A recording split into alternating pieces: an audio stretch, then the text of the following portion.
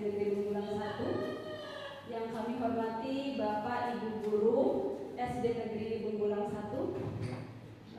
Pertama-tama marilah kita panjatkan puji syukur kita kehadirat Allah Subhanahu wa Ta'ala yang telah melimpahkan rahmat-Nya kepada kita semua sehingga kita bisa berkumpul pada acara kali ini.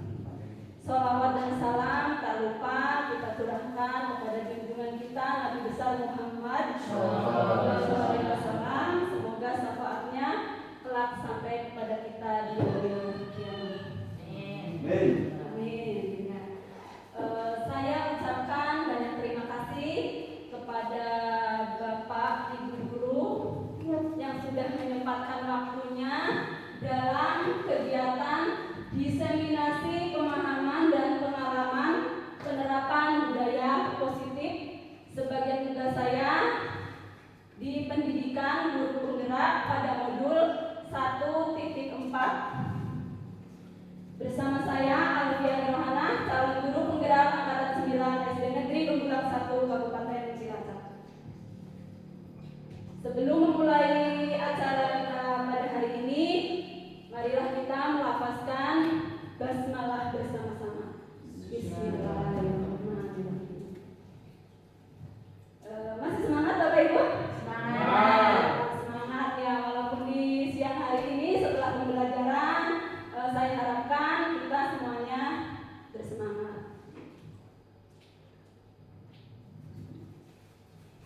Ya, di sini saya merasa sangat senang berada di tengah-tengah Bapak Ibu hebat semuanya. Tentunya di sekolah yang hebat dan luar biasa ini. Pada kesempatan kali ini saya akan memaparkan pemahaman saya dan pengalaman saya dalam penerapan budaya positif. Mungkin setelah mendengar kata-kata budaya positif, ada yang terbersit apa begitu dalam benak Bapak Ibu semuanya tentang budaya positif. Ada yang mau menjawab? Budaya positif? Mbak Iro ini, Mbak. Ya, Mbak Iro?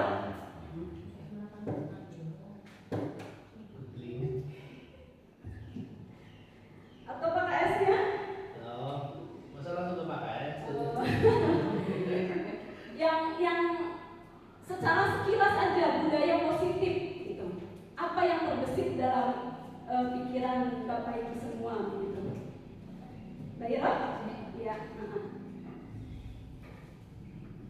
Dengan adanya kurikulum mereka untuk yang kami pahami tentang budaya positif itu adalah pembiasaan-pembiasaan yang baik yang dilaksanakan secara konsisten di pembelajaran maupun di luar pembelajaran yang ada di sekolah tersebut.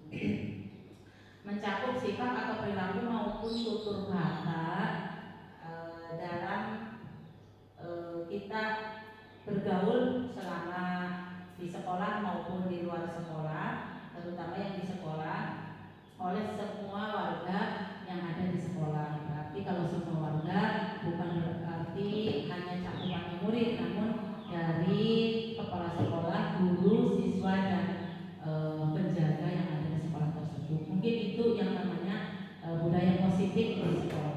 Ya, terima kasih untuk Bu Hiro. Ya, betul sekali. Mungkin ada yang mau menjelaskan lagi tentang budaya positif?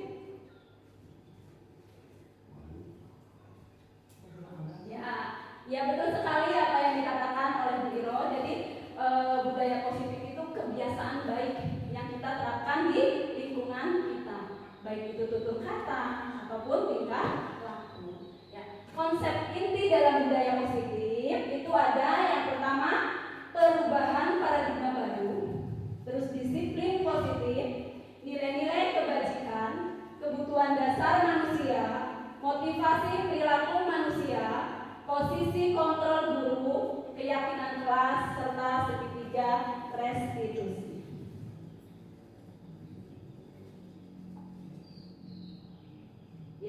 Sebelum lebih dalam lagi kita masuk ke dalam materi, di sini ada kegiatan kemantik. Coba buka. Itu sih gambar apa ya Bapak Ibu? Tangan Tangan mengepal. Ya, coba buka kepalan tangan. Nah, sekarang kegiatan kemantiknya, Anda dan teman Anda akan melakukan kegiatan cobalah buka. Anda adalah A. Tugas Anda adalah mengepalkan salah satu tangan Anda. Coba Anda bayangkan bahwa Anda menyimpan sesuatu yang sangat berharga di dalam kepalan tangan Anda. Anda perlu menjaga benda tersebut sekuat tenaga Anda karena begitu pentingnya untuk kehidupan Anda. Tugas rekan Anda, yaitu B, adalah mencoba dengan segala cara untuk membuka kepalan tangan Anda. Jadi nanti kita berpasangan ya. Saya sambungan. Ya boleh, kalau tidak ada pasangannya berarti nanti sama saya boleh ya. Teman Anda boleh membujuk, menghardik, mengintimidasi, memarahi, menggoda, bahkan menawari Anda uang untuk bersedia membuka kepalan tangan Anda. Cobalah lakukan kegiatan cobalah buka antara A dan B secara bergantian. Nanti bergantian. Tadinya yang pertama si A mengepal, yang si B-nya berusaha dengan berbagai macam cara untuk membuka kepala tangan, nanti bergiliran sama si B, nanti si B yang mengepal, terus si A yang mencoba dengan berbagai macam cara untuk berusaha membuka. Masing-masing A dan B memiliki waktu 30 detik saja, kemudian jawab pertanyaan-pertanyaan di bawah ini. Gitu. Coba sekarang berpasangan. Ya, silakan ya berpasangan. Si A-nya siapa dulu, si B-nya siapa dulu. Silakan. kita jenduro aja PKS. Maksudnya lawan jenisnya.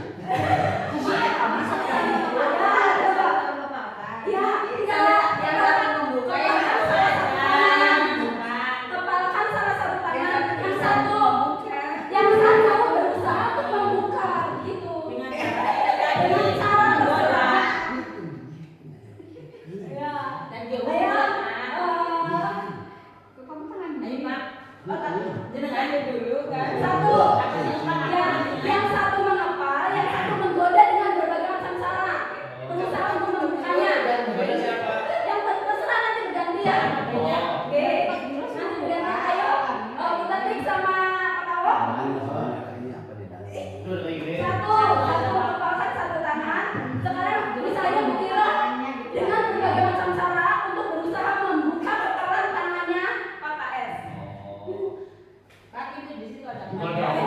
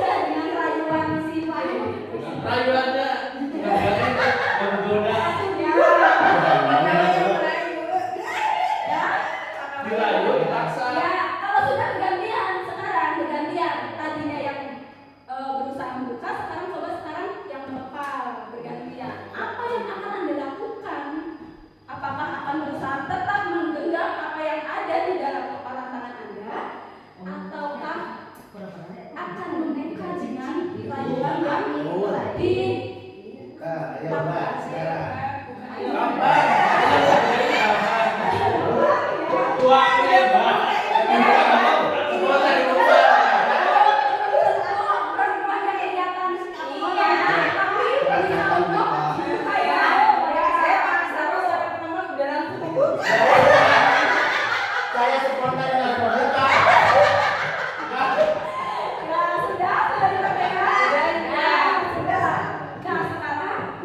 Sudah, ya sudah bergantian ya.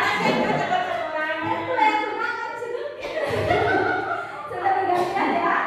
Sudah, ya sekarang pertanyaannya di sini, apakah Anda atau si B, tadi kan bergantian ya, apakah Anda atau si B membuka kepala tangan Anda? Tidak. Membuka kepalanya tidak, Bu Iro? Tidak. Tidak? Tidak. Oh iya. Mengapa? Apa alasan Anda atau B membuka kepala Anda? Kenapa Anda tidak membuka kepala tersebut? Godaannya berat tadi ya, Pak. Karena ada salah satu alasan kenapa saya tidak membuka kepala tangan saya, karena kepala tangan saya itu terlalu privasi. Ya, terlalu privasi untuk dibuka. Makanya Bu Iro itu tetap bersikukuh untuk tidak membuka kepala tangan. Nah, mungkin ada yang membuka. Saya mau Membukanya. Pak Sarwo membuka. Ya, jawabannya kan bisa beda-beda ya. Ya, saya tadi melepas setelah saya disuruh membuka tangannya, saya tiba-tiba langsung dengan senang membuka karena dengan senangnya saya suruh membuka tangannya. Oh, dengan sengaja, ya. Berarti barang yang ada di kepala tangan Anda menurut Anda mungkin tidak penting ya, Pak? Iya, lebih penting dari yang nyuruh buka. Oh, lebih penting. Ya, lebih penting atau bisa jadi tergoda dengan rayuan yang dilakukan oleh yang mencoba membuka. Gitu. Oke, ya. Jadi bisa bertahan dengan keyakinannya untuk tidak membuka kepala tangan, bisa juga dibuka. Sekarang yang kedua, apa Anda atau B menutup kepala tangan? Sama siapa tadi?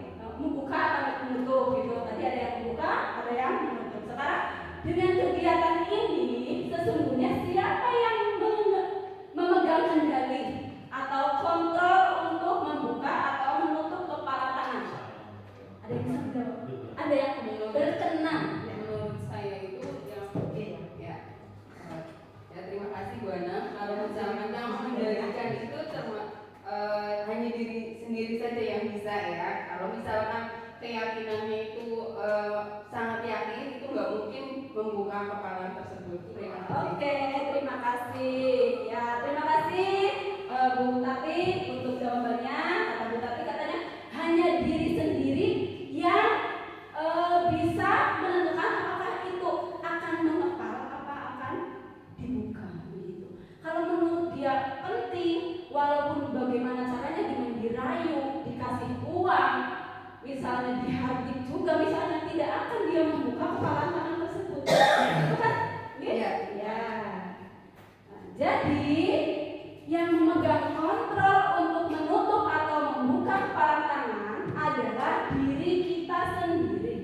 Apakah kita akan membuka atau menutup kepala tangan kita, itu bergantung pada diri kita masing-masing sesuai kebutuhan dasar kita saat itu.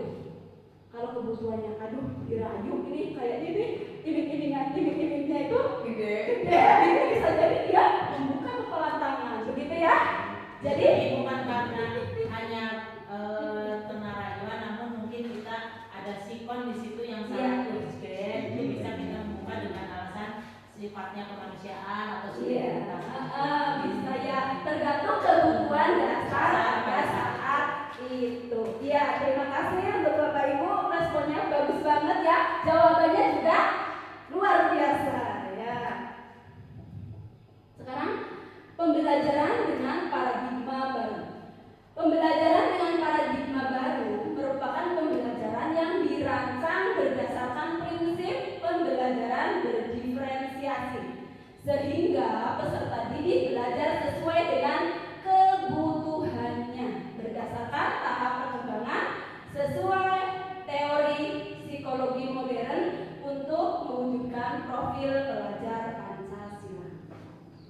Di sini masih ingat ya waktu kita IHT tentang profil pelajar Pancasila? Ingat ya? Profil pelajar Pancasila ada berapa ya Bapak Ibu? Pak Jura ada? 6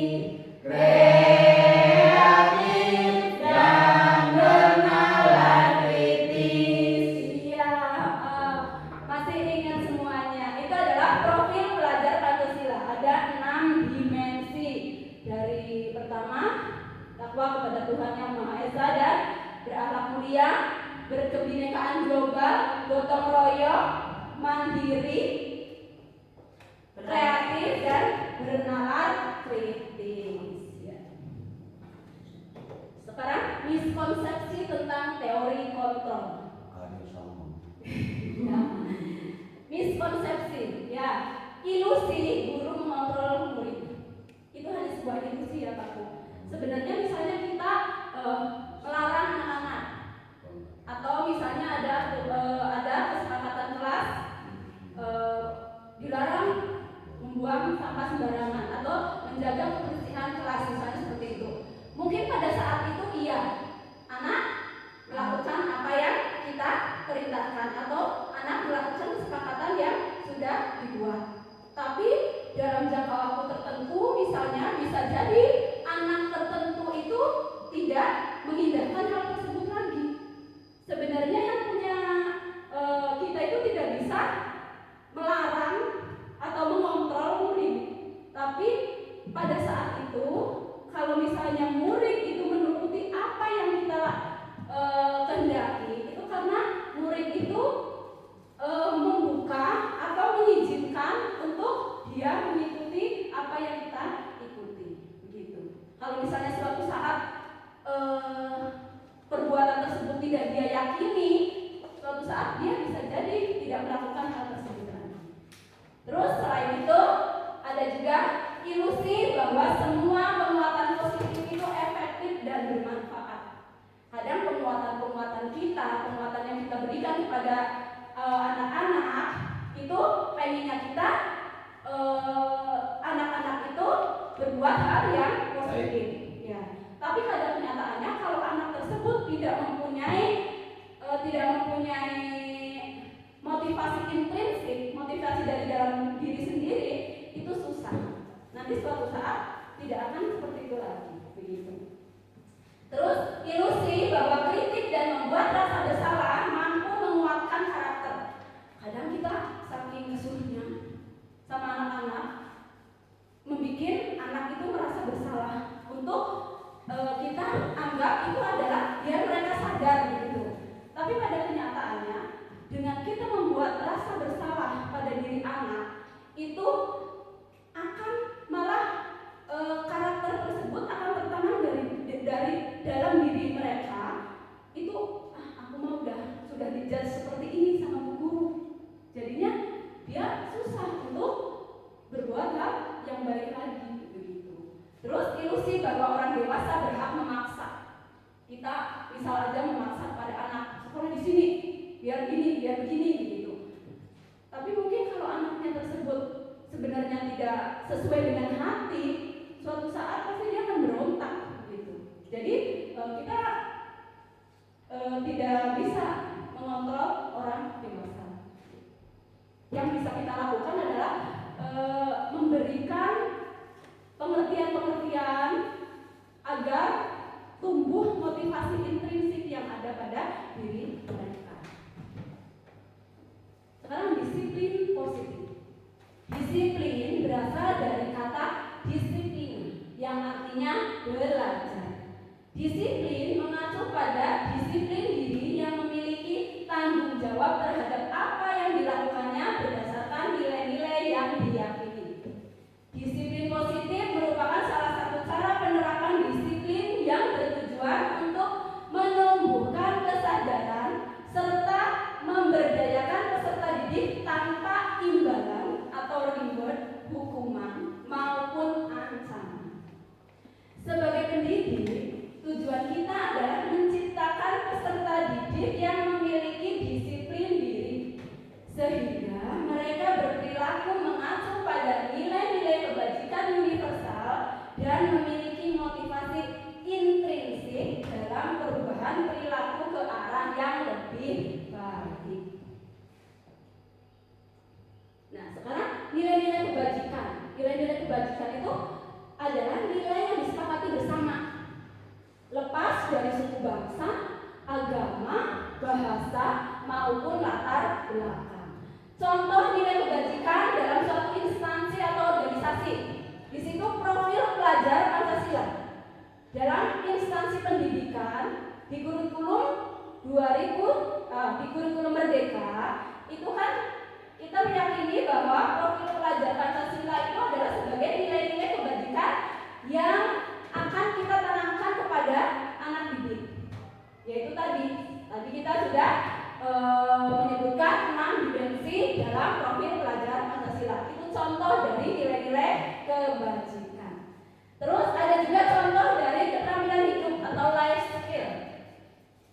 Dapat dipercaya, lurus hati, dengar yang aktif, mendengar yang aktif, tidak merendahkan orang lain dan tidak memberikan yang terbaik dari diri. Itu adalah nilai-nilai kebajikan yang ada pada suatu lembaga. Itu saya ambil 2 contoh dari profil pelajar Pancasila dan keterampilan hidup. Kebutuhan dasar manusia. Kebutuhan dasar manusia adalah segala sesuatu yang kita lakukan untuk mendapatkan apa yang kita inginkan. Setiap tindakan manusia pasti mempunyai tujuan tertentu, dan setiap usaha terbaik yang kita lakukan adalah dalam rangka kebutuhan dasar kita terpenuhi dengan baik. Jadi yang kita lakukan itu adalah mempunyai tujuan tertentu. Tujuannya apa? Ya untuk memenuhi kebutuhan dasar manusia, kebutuhan dasar kita gitu. Nah, kebutuhan dasarnya itu manusia apa saja? Yang pertama bertahan hidup. Kita butuh bertahan hidup dengan cara bagaimana? Makan, atau bisa juga pakaian, tempat tinggal, keamanan, kesehatan. Itu adalah bertahan hidup. Terus kasih sayang dan rasa diterima. Kebutuhan selanjutnya itu kita butuh dikasih sayangi, butuh mempunyai rasa diterima dalam suatu kelompok. Rasa diterima, dipedulikan, berbagi, bekerja sama, menjadi bagian dalam kelompok itu adalah kebutuhan dasar yang termasuk dalam kasih sayang dan rasa diterima. Terus penguasaan, kita juga butuh penguasaan. Di sini harga diri, kita harus bisa mempertahankan harga diri kita. Terus keinginan untuk dianggap, memimpin, berprestasi, diakui dan didengar. Itu kebutuhan kita yang tergolong pada penguasaan. Selain itu juga ada kebebasan. Kita juga butuh kebebasan, yaitu mandiri, memiliki pilihan, mencoba hal baru, mampu mengendalikan arah diri, dan yang terakhir itu kesenangan. Kita juga butuh senang ya Bapak Ibu? Butuh banget ya. Kita butuh kesenangan karena itu adalah kebutuhan dasar kita. Apa ya kita akan terpuruk terus misalnya, kita juga mempunyai kebutuhan untuk memenuhi rasa kesenangan kita. Misalnya di sini bermain, humor, antusiasme dan bertakwa. Itu adalah 5 kebutuhan dasar manusia. Nah, sekarang motivasi perilaku manusia.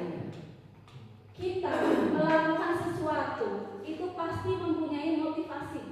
Apa yang memotivasi kita untuk melakukan sesuatu? Yang pertama, bisa untuk menghindari ketidaknyamanan atau hukuman. Kadang kita melakukan sesuatu bisa jadi karena terpaksa. Betul, ya, karena terpaksa. Untuk apa? Untuk menghindari ketidaknyamanan atau untuk menghindari hukuman. Biar tidak gendut misalnya, atau biar tidak dihukum ya. Selain itu juga kita melakukan sesuatu karena untuk mendapatkan imbalan atau penghargaan dari orang lain. Kita juga kadang melakukan sesuatu itu karena ada imbalannya, bisa jadi seperti itu. Terus yang terakhir, untuk menjadi orang yang mereka inginkan dan menghargai diri sendiri dengan nilai-nilai yang mereka percaya. Ya, yang diharapkan di sini kita itu melakukan sesuatu itu termotivasi dari karena kita yakin yang kita lakukan itu mempunyai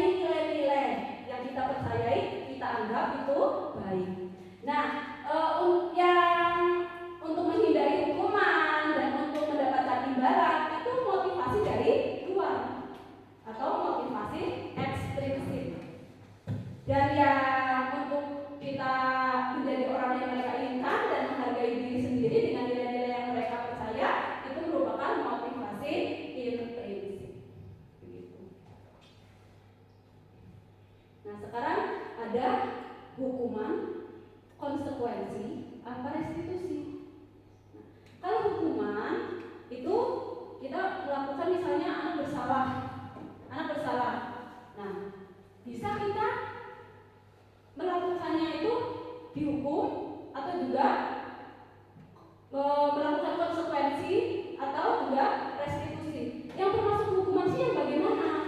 Nah, yang termasuk hukuman itu tidak terencana tiba-tiba. Misalnya anak datang terlambat, kamu rusak, itu termasuk hukuman, ya, karena tidak ada di keyakinan kelas atau peraturan sekolahan, misalnya seperti itu. Itu adalah hukuman. Atau bisa juga murid tidak tahu apa yang akan terjadi atau tidak dilibatkan. Nah, kalau hukuman kan terlambat, kok ujuk-ujuk dikasih hukuman, murid kan nggak tahu apakah akan dihukum berdiri di depan bendera dengan berhormat kepada bendera, apa akan disuruh push up, apa suruh membersihkan WC misalnya, itu kan murid tidak tahu. Itu jadi terjadi secara tiba-tiba hukuman itu terjadi, bersifat satu arah. Jadi tidak menanyakan dulu, kenapa sih kamu terlambat, apa yang menyebabkan kamu terlambat. Jadi langsung aja, jadi satu arah, hanya gurunya aja yang melakukan tersebut, tidak memperhatikan muridnya kenapa alasannya, kenapa dia terlambat begitu. Berupa hukuman fisik atau psikis. Jadi yang namanya hukuman itu berupa hukuman fisik atau psikis. Gitu. Yang termasuk konsekuensi itu terencana atau disepakati sesuai peraturan terencana. Misalnya yang buang sampah sembarangan denda 1.000 misalnya seperti itu ada aturannya. Kalau ada aturannya seperti itu berarti namanya konsekuensi. Murid tetap dibuat tidak nyaman, walaupun dia sesuai aturan. Nah, terus sikap guru selalu memonitor murid, selalu mengamati, kamu ini salah, gitu ya. Misalnya kamu salah, jadi memonitor terus. Nah, terus yang ketiga itu restitusi. Restitusi itu yang termasuk restitusi itu proses menciptakan kondisi bagi murid untuk memperbaiki kesalahan. 5. Posisi kontrol guru. Posisi kontrol kita sebagai guru bisa sebagai penghukum, bisa juga pembuat merasa bersalah, bisa juga sebagai teman, bisa juga sebagai pemantau, ataupun bisa juga sebagai manajer. 5 posisi kontrol guru, ya. Di situ kalau sebagai penghukum tadi, sebagai penghukum itu jadi anak itu dalam terjadinya secara langsung, tidak ada aturannya. Kalau pembuat rasa bersalah, bu guru kecewa sama kamu, kenapa kamu melakukan hal seperti itu? Nah, itu membuat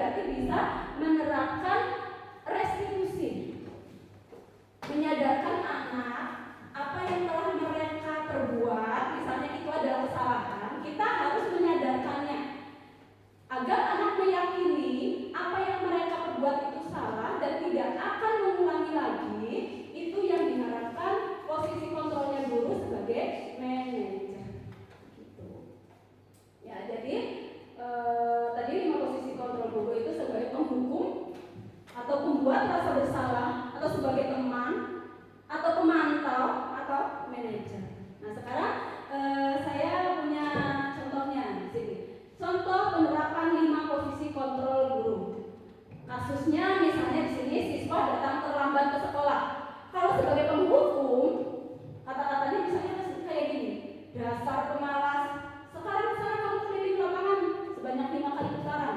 Itu merupakan posisi kita sebagai penghukum.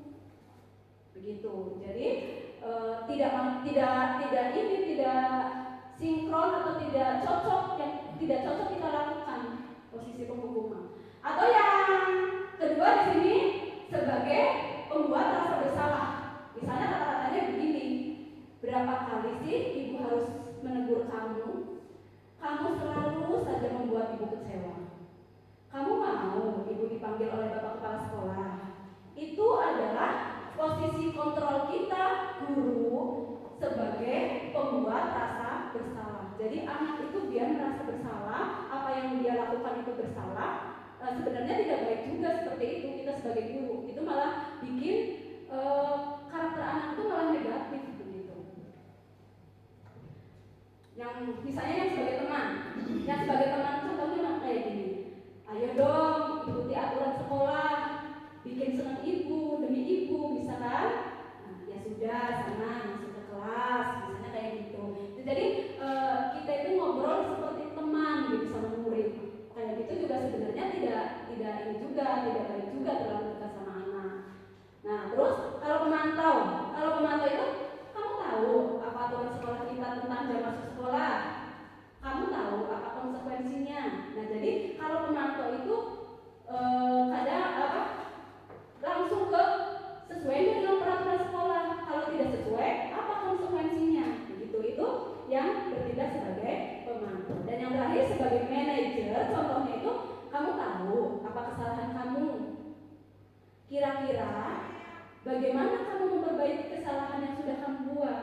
Nah, di situ jadi murid itu mencari solusi sendiri apa yang harus dia lakukan untuk memperbaiki kesalahan tersebut.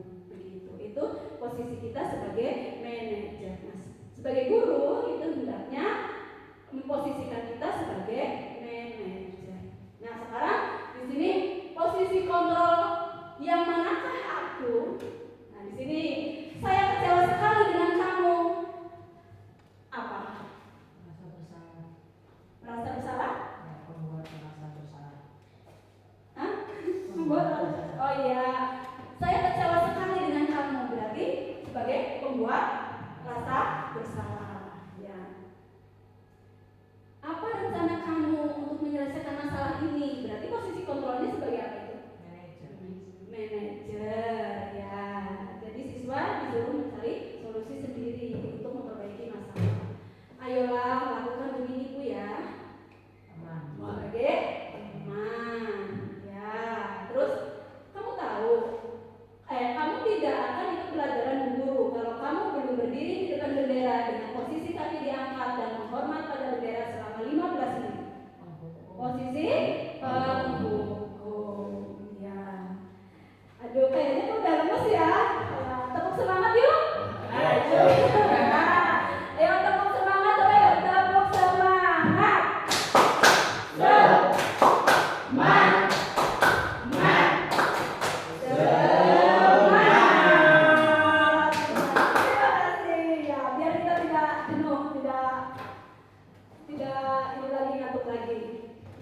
Keyakinan kelas. Nah, kemarin saya sudah mempraktekkan sama anak-anak membuat keyakinan kelas. Nah, mengapa keyakinan kelas? Mengapa bukan peraturan kelas dalam kurikulum Merdeka? Ada yang mungkin bisa berkenan menjawab? Mengapa keyakinan kelas? Mengapa bukan peraturan kelas? Ada yang berkenan?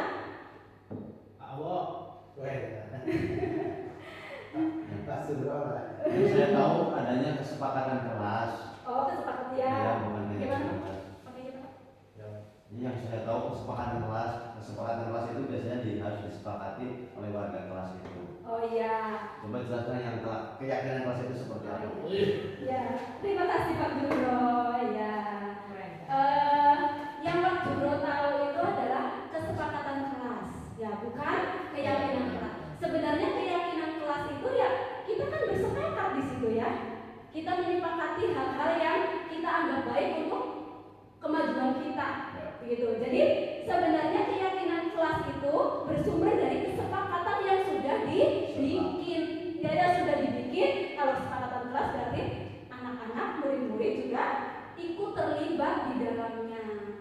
Gitu. Begitu ya Pak Biro? Ya, oke.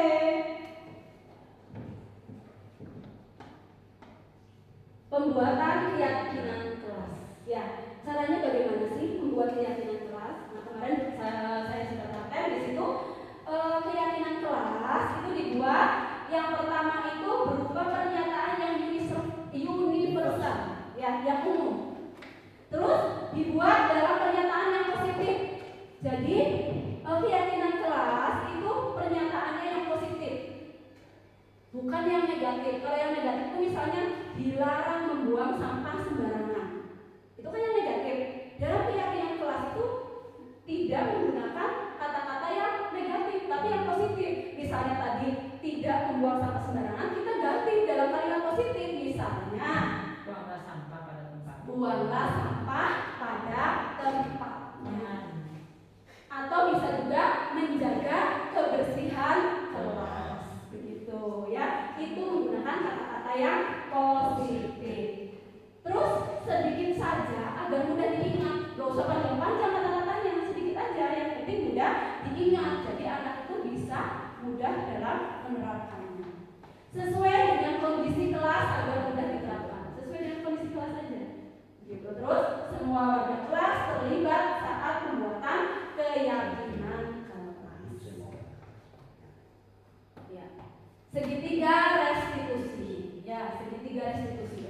Segitiga restitusi adalah suatu proses dialog yang dilakukan oleh guru agar dapat menghasilkan murid yang mandiri dan tanggung jawab. Proses dialog yang dilakukan oleh guru sehingga kita mendapatkan murid yang mandiri dan tanggung jawab. Nah, dalam segitiga restitusi, segitiga berarti ada 3 tahapan. Yang pertama itu adalah menstabilkan identitas. Jadi kalau murid melakukan kesalahan, kita jangan langsung menjudge ya, jangan langsung dihukum atau membuat anak merasa bersalah gitu. Tapi yang langkah-langkah yang kita lakukan itu yang pertama itu adalah menstabilkan identitas, yaitu berdasarkan prinsip membuat kesalahan merupakan bagian dari proses pembelajaran. Jadi anak berbuat salah itu wajar, ya, wajar. Namanya juga manusia biasa. Itu merupakan sebagai proses dari pembelajaran. Nah, kata-katanya misalnya kayak gini, berbuat salah itu wajar. Atau bisa juga tidak ada manusia yang sempurna. Atau bisa juga ibu atau bapak guru, ya, ibu atau bapak guru juga pernah melakukan hal tersebut, gitu. Itu untuk menstabilkan dulu. Jadi kita distabilkan dulu anak yang bersalah tersebut dengan kata-kata seperti itu. Terus yang kedua, validasi tindakan yang salah. Setelah anak setelah kita menstabilkan identitas mereka dengan melakukan tadi kata-kata yang tadi, berbuat salah itu wajar, begitu ya. Nah, sekarang selanjutnya validasi tindakan yang salah, yaitu berdasarkan prinsip setiap perilaku berupaya untuk memenuhi suatu kebutuhan tertentu. Kita melakukan sesuatu ya karena kita ingin memenuhi kebutuhan kita. Nah, misalnya contohnya kayak gini, kamu pasti punya alasan mengapa kamu melakukan hal tersebut. Nah, itu kita tanyakan kepada anak. Atau bisa juga kamu melakukannya karena mempertahankan sesuatu yang penting bagimu. Begitu. Jadi itu validasi tindakan yang salah. Jadi dia melakukan itu karena mempunyai alasan tertentu, atau bisa karena memenuhi kebutuhan dia.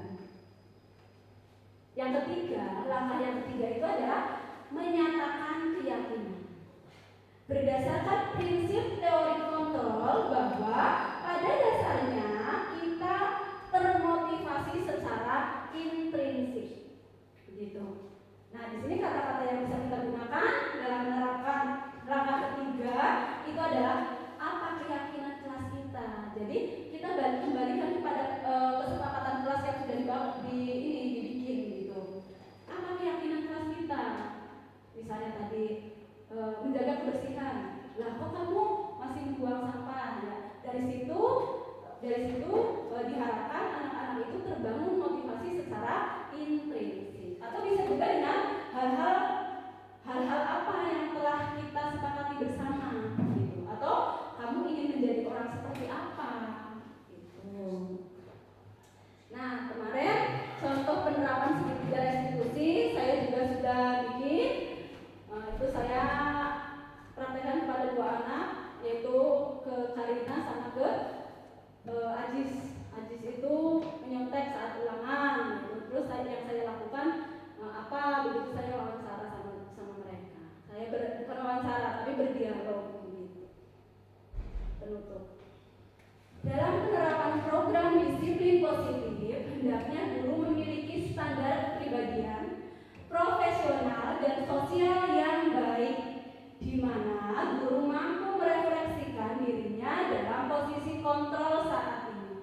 bagaimana perjalanan dirinya sebagai among atau manajer yang menuntun murid-muridnya menjadi insan yang mandiri, merdeka, dan bertanggung jawab. Itu sesuai dengan standar nasional pendidikan. Mungkin sekian dari saya. Apa ada yang mau ditanyakan? Siapa tahu saya bisa menjawab. Dipersilahkan. Boleh. Ya, monggo. Cek.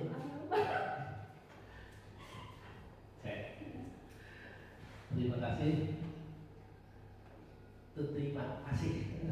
Oh iya ya. Luar biasa Bu Alfi, calon guru penggerak. Ini boleh ada waktu untuk diskusi atau tanya ini? Apa sharing apa Pak? Sharing aja nggak apa-apa. Oh, gitu. Oke. Nanti ujungnya ada pertanyaan. Oke. Tadi itu kan materinya lebih ke segitiga restitusi ya. Yang saya agak ingat Mbak ini menurut Gosen tahun 2004 dulu yang mengatakan pada bukunya itu bahwa segitiga restitusi itu kondisi di mana kita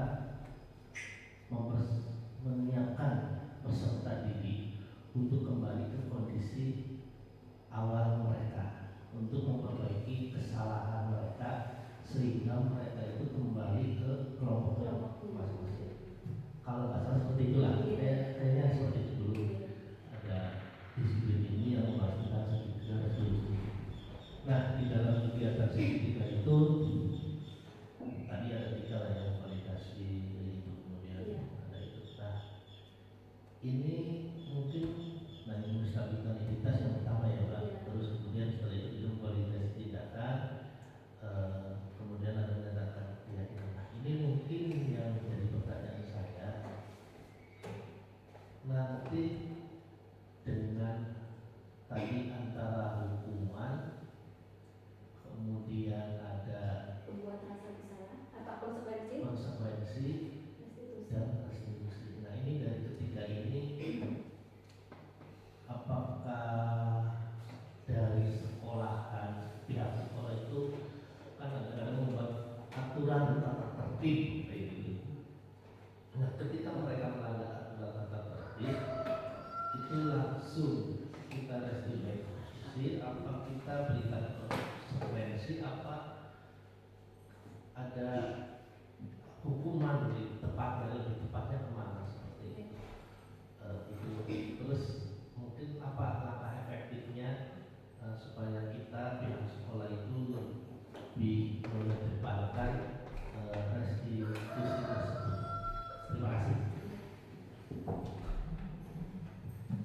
Terima kasih kepada Bapak Kepala Sekolah.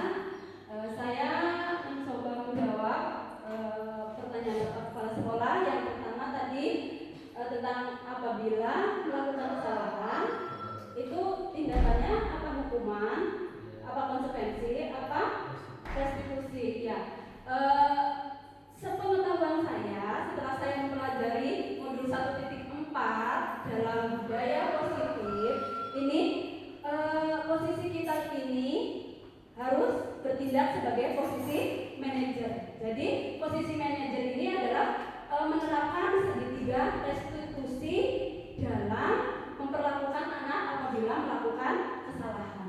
Begitu. Jadi kalau hukuman itu mungkin sifatnya itu kasar gitu ya Pak. Ya, atau konsekuensi itu langsung kalau kamu salah kamu harus seperti ini, begitu. Itu konsekuensi. Tapi dalam segitiga restitusi itu dalam segitiga restitusi kita itu berdialog dulu. Ya tadi kan segitiga restitusi itu adalah berdialog. Ya, suatu proses dialog yang dilakukan oleh guru agar dapat menghasilkan murid yang mandiri dan tanggung jawab, sehingga dia itu nanti bisa kembali ke lingkungannya dengan kondisi dia, gitu. Kadang kalau anak melakukan sesuatu itu kan pasti mempunyai alasan kenapa dia melakukan seperti itu. Nah kita harus menggaliknya, gitu. Nah, setelah digali apa yang mereka lakukan itu adalah hal yang tidak baik, berarti kita harus mengarahkan mereka. Kita kan sebagai guru adalah sebagai among atau penuntun bagi mereka. Jadi kita mengarahkan ke hal-hal yang baik agar mereka tidak melakukan kesalahan lagi. Begitu. Itu yang pertama, Pak. Terus yang kedua bagaimana Pak tadi?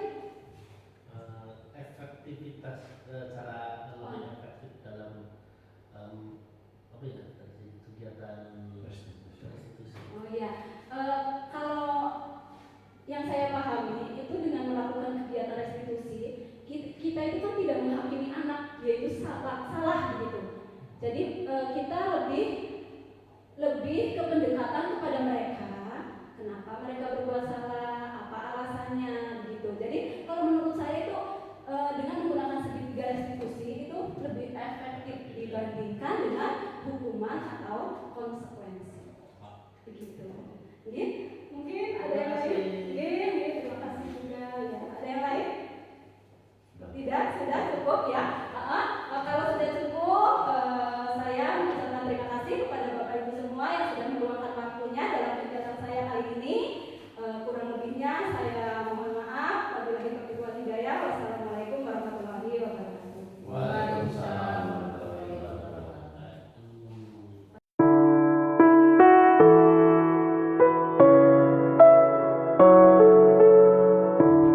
Selamat pagi anak-anak.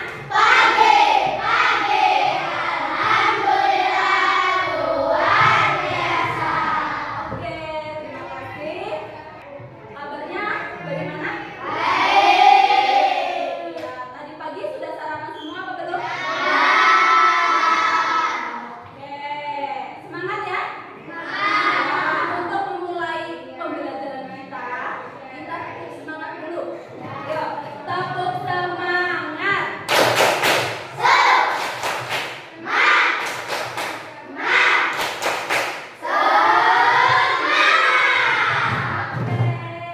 Sudah semangat semua ya? Sudah siap semuanya? Kalau tepuk konsentrasi masih ingat? Masih. Coba tepuk konsentrasi.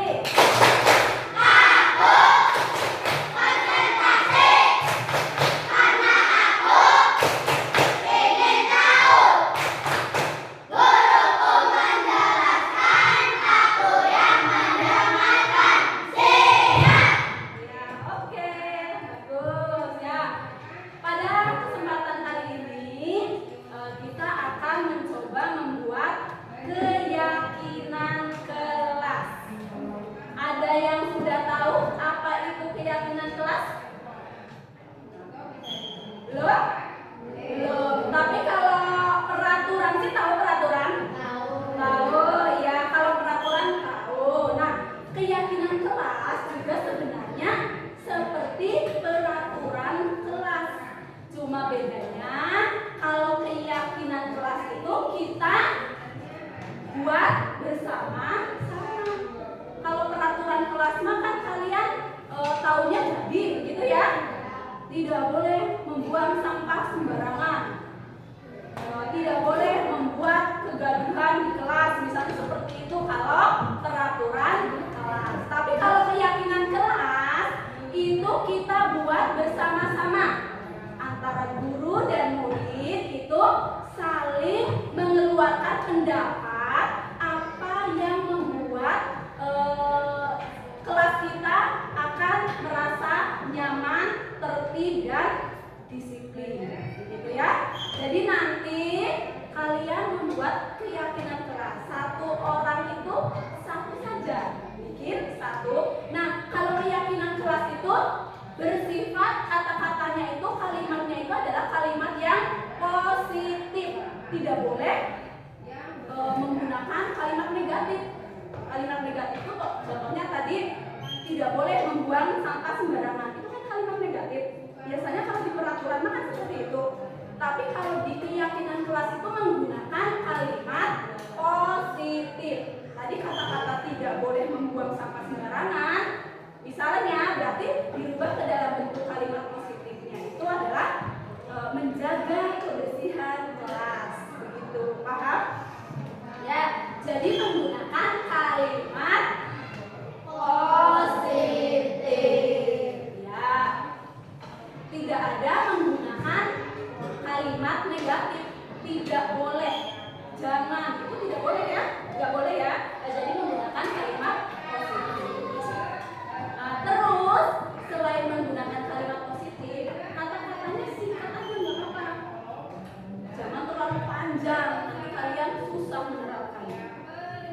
itu.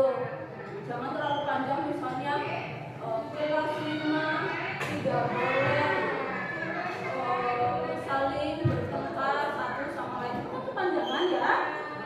Itu kalian bikin yang singkat saja. Yang penting menggunakan kalimat positif dan ingin apa kelas kita biar tertib. Paham? Kenapa bukan peraturan kelas? Kenapa menggunakan kata-kata keyakinan kelas? Ada yang tahu? Dengan menggunakan keyakinan kelas diharapkan kalian itu meyakini di dalam hati keyakinan kelas tersebut, sehingga kalian bertanggung jawab terhadap apa yang kalian tuliskan. Kalau misalnya tadi menjaga kebersihan kelas, kalian harus berarti kan diharapkan meyakini keyakinan kelas tersebut dan bertanggung jawab. Jadinya nanti tidak ada yang membuang sampah sembarangan di kelas. Gitu ya. Paham ya? Ya, oke. Sekarang kalau sudah paham, ada yang mau ditanyakan dulu nggak? Ya? Sudah paham ya? Oke, kalau sudah paham, nanti Bu Guru bagikan sticky note. Ini namanya sticky note. Ya, sticky note. Ya, ini nanti satu orang kebagian satu sticky note dan menuliskan satu keyakinan kalian yang berhubungan dengan keyakinan kelas yang akan kita buat. Gitu ya, satu saja, oke? Ya, nanti setelah kalian membuat keyakinan tersebut dalam bentuk kalimat positif dan menggunakan kata-kata yang singkat saja, nanti kalau sudah selesai tempelkan di sini. Jadi satu orang kalau sudah selesai maju tempelkan sini, maju lagi tempelkan sini. Itu paham?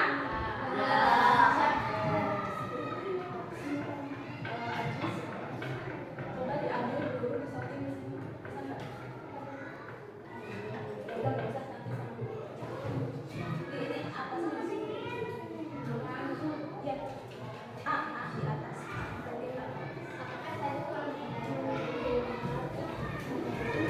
Ya. Ada tulisannya.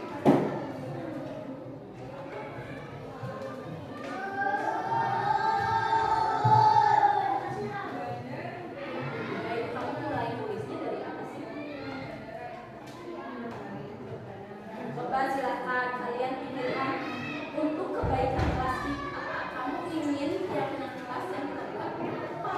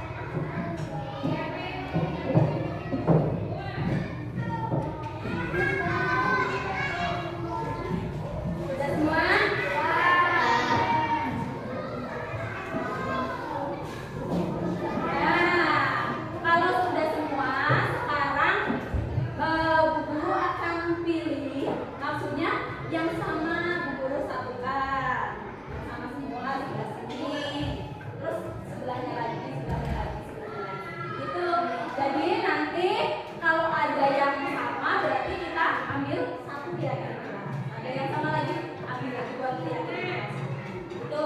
Nah, di sini yang pertama ada menjaga ketertiban kelas, menjaga fasilitas kelas. Ini guru pindahkan. Ini menjaga kebersihan kelas, berarti kan kebersihan kelas, kebersihan kelas.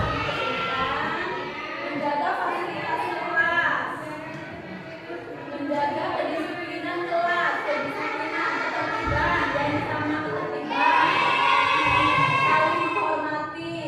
saling menghormati, pindahkan ke sini, saling menghormati dan menyayangi, pindahkan ke sini, mendengarkan penjelasan dari guru, kita harus membersihkan kelas, mau pindahkan ke sini, kebersihan kelas, harus menghormati sesama teman di kelas, menghormati, pindahkan ke sini, saling menghargai, menyayangi, membuat kita lebih dihargai orang lain.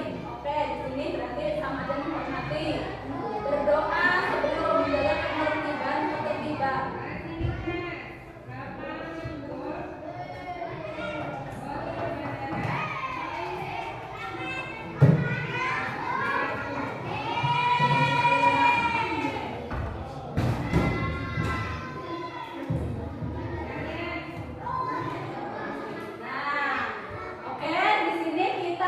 Mendapatkan 1, 2, 3, 4, 5, 6, 7 ya, mendapatkan 7 keyakinan kelas yang akan kita lakukan, yang akan kita yakini ya, kita yakini sebagai keyakinan kelas agar kita lebih bertanggung jawab terhadap apa yang kita lakukan.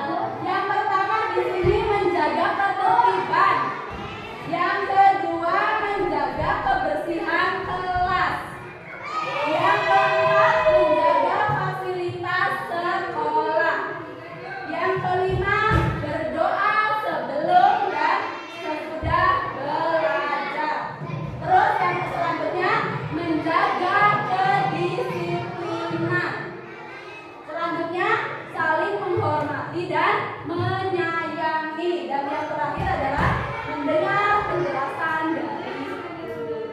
Itu yang akan kita jadikan keyakinan kelas kita. Setuju? Kalau kita sudah setuju dengan kesepakatan yang kita bikin untuk menjadi keyakinan kelas kita, bersedia ya untuk melaksanakannya? Bersedia untuk melaksanakannya? Setelah ini Bu Guru ingin kalian menandatangani apa yang sudah kalian jadikan kesepakatan kelas. Oke? Nah sekarang dari absen 1 dulu ya. Silakan maju tanda tangan bawa amplopnya, bawa pulpennya. Bu, amplop instan ya Bu.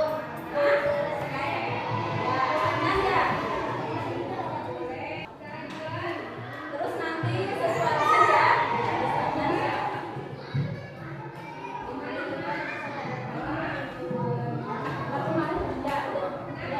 Yang kedua silakan.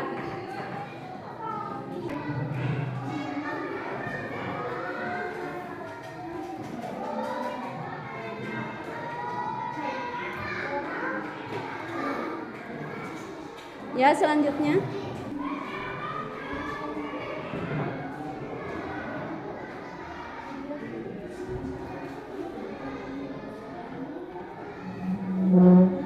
Selanjutnya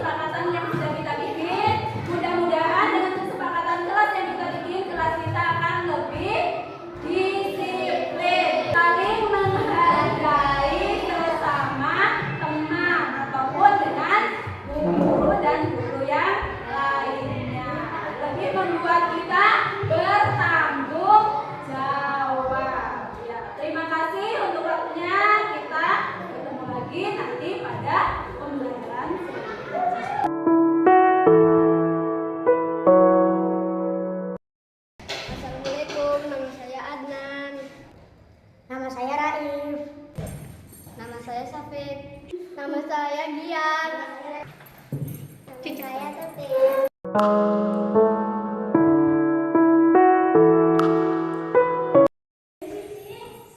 penting. Sangat penting. Sangat penting. Sangat penting. Sangat penting.